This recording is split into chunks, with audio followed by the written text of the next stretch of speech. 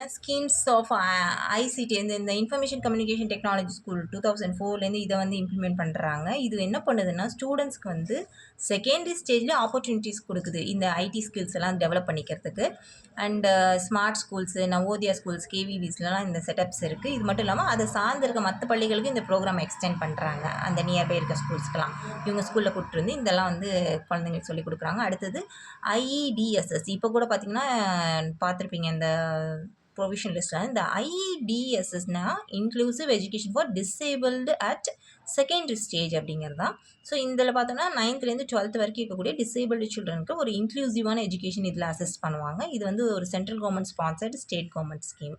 So ஒரு central கவர்மெண்ட்லேருந்து fund வாங்கி நம்ம ஸ்டேட் கவர்மெண்ட் இதை நடத்திட்டு இருக்கிறாங்க.